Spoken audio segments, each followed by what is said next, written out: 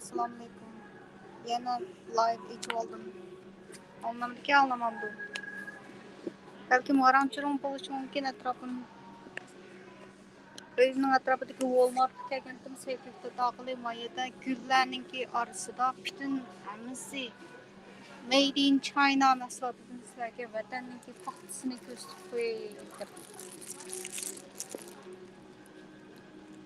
Bunaqa bo'ldi. Biz kichikcha oladim shunda paxta teratdik. Qarab baqsam Made in China deb turdi. Made in China bo'lgandan keyin nədin bo'lmoqchisi shu bizning shurtlardan bo'ladi shu. ۋەتەننىڭ gülləri.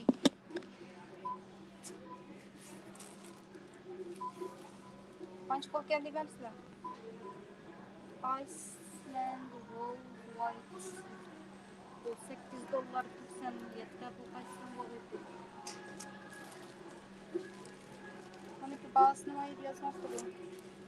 Eng az deganda $3-4 bor bu. $3-4 degan Xitoyniki pulda qancha pul bo'ldi? Vatanda hozir paxtaninki bahasi kilosini 45 ko'y atrofida deyapti.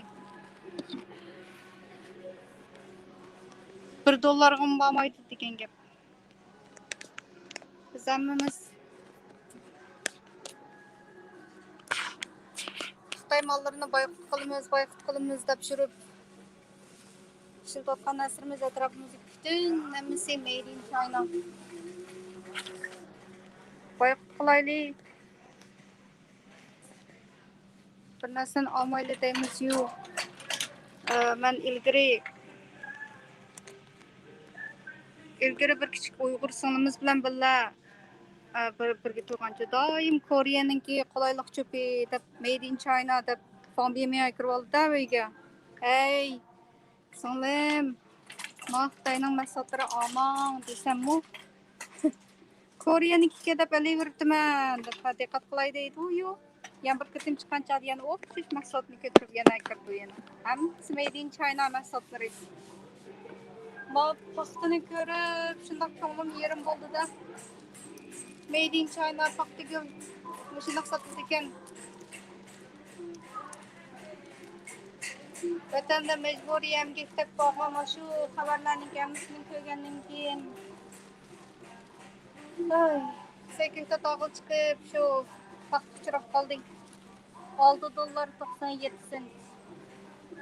Ayda $3.97 deb yana turdi. Hammasi xoshagullar, vatandan chiqqan xoshagullarniki aqsida rostgul turdi. Men uyda video ishlay pat qiladigan video ishlaydan qoldim-ku. O sekilda tog'il chiqib turdi. Xo'sh. Keyingi videoda görüşelim. Goodbye. Oy. Qanaqa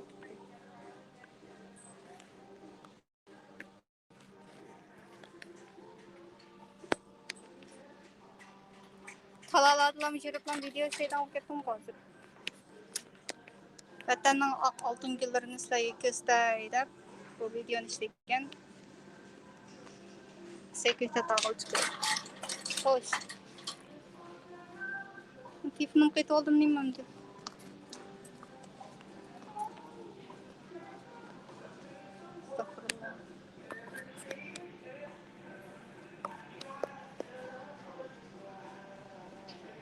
Bu videoni ishlashning asosiy maqsadi shu. Birisi vatanninki paxtasini ko'rsatib qo'yish. Ya'ni Xitoy mahsulotlarini boyqut qilish deb o'zim Xitoy chiqim kiyib buni vatandan chiqqan chog'da olgan vatandan olgan chopondayman ufchamdiki sum. Xitoy mollarini boyqut qilaylik deb o'zim Xitoy mollarini kiyib, ay bu yerdan shu, haqlam shu. Boyqut qilaylik deb diqqat qilmaymiz. Volkswagenni boyqut qilamiz deydi-yu. Hozir mushtabda Kanadada eng cho'ng faoliyatchining haydayotgan mashinasimi Volkswagen. Mau Walmart'dan kirib bir narsa qilsam butunlay hammasi.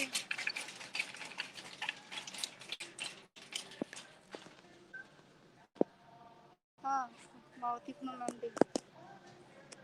Keyingi videoda görüşelim. Xayr xo'sh.